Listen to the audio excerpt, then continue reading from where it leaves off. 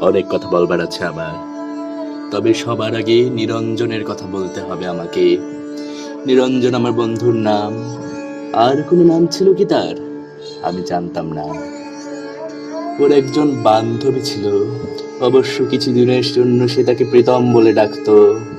ওর বান্ধবীর নাম ছিল জয়লতা। নিরঞ্জন জয়লতা সম্পর্কে আমাকে কিছু বলেনি তেমন। জয়লতাকে কখনো কোনো চিঠি লিখেছিল কিনা সে কথাও আমাকে সে বলেনি। তবে জয়লতার চিঠি আমি দেখেছি। একটা চিঠি ছিল এরকম: প্রীতম, সময় গড়িয়ে যাচ্ছে, তুমি বলেছো এখন দুঃসময়, কিন্তু আমি জানি সব সময় সুসময় যদি কেউ ব্যবহার করতে জানে তাকে। আমি বুঝি বেশি দিন নেই, যদি পারো এক্ষুনি তুলে নাও, নইলে অন্য পুরুষ ছিপড়ে খাবে আমাকে।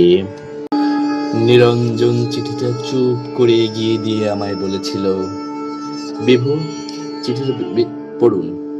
আমি প্রথমে পড়তে চাইনি, পরে ওইটুকু পড়ে তার দিকে তাকিয়েছিলাম। না, ওই সিগারেটের ধোঁয়ায় আমি কোনো নারীর প্রেম তাড়িত পুরুষের ছায়া দেখিনি। ভয়ানক, নির্বিকার। কিছু বলছেন না যে? আমি জিজ্ঞেস করেছিলাম। কি বলবো? এই ব্যাপারে? কোন ব্যাপারে? এই যে জয়লতা, বাদ দিন। আমি বাদ দিয়েছিলাম। নিরঞ্জন আমার ঘরে বসে অনেকক্ষণ সিগারেট টেনে টেনে ঘরটাকে অন্ধকার করে চলে গিয়েছিল সেদিন। জয়লতার অন্য পুরুষের সঙ্গে বিয়ে হয়েছিল। আমি জয়লতা এবং অন্য পুরুষটিকে দেখেছি বহুবার বিশ্ববিদ্যালয়ে। জয়লতা আরো দেমাগিয়ে আরো সুন্দরী হয়ে উঠেছিল। অন্য পুরুষ ছিবড়ে খেলে বুঝি মেয়েরা আরো সুন্দরী হতে থাকে। এই কথা সূত্রে একদিন নিরঞ্জন আমাকে বলেছিল, মানুষকে তো ক্ষুদ্রার্থ নেবেন না। মানুষ এত বড় যে আপনি যদি মানুষ শব্দটি একবার উচ্চারণ করেন, যদি অন্তর থেকে উচ্চারণ করেন মানুষ, যদি বোঝেন এবং উচ্চারণ করেন মানুষ, তো আপনি কাঁদবেন। আমি মানুষের পক্ষে, মানুষের সঙ্গে এবং মানুষের জন্যে। হ্যাঁ, মানুষের মুক্তির জন্য নিরঞ্জন মিছিল করত।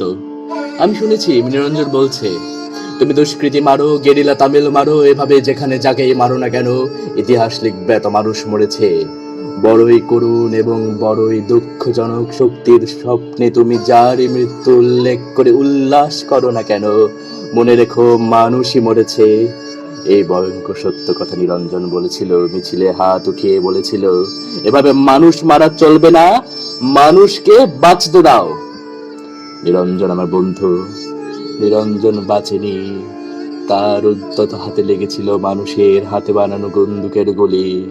বুকেও লেগেছিল, যেখান থেকে মানুষ শব্দটি বড় পবিত্রতায় বেরিয়ে আসতো। সে লাশ আমার বন্ধু নিরঞ্জনের লাশ। আমি দেখেছি রক্তাক্ত ছিন্ন ভিন্ন লাশ মানুষ কাঁধে করে বয়ে এনেছিল মানুষের কাছে। জয়লতা সে লাশ দেখেছিল কিনা সে প্রশ্ন উঠছে না। দেখলেও যদি কেঁদে থাকে, সে প্রকাশ্যে অথবা গোপনে, তাতে নিরঞ্জনের কোনো লাভ হয়নি। মানুষ কেঁদেছিল, তাতে আমি জানি নিরঞ্জনের লাভ ছিল। নিরঞ্জন প্রমাণ করতে পেরেছিল, গতকাল মিছিলে আইন অমান্যের অভিযোগে যে দুষ্কৃতী মারা গিয়েছে তার নাম নিরঞ্জন। সে আসলে মানুষ।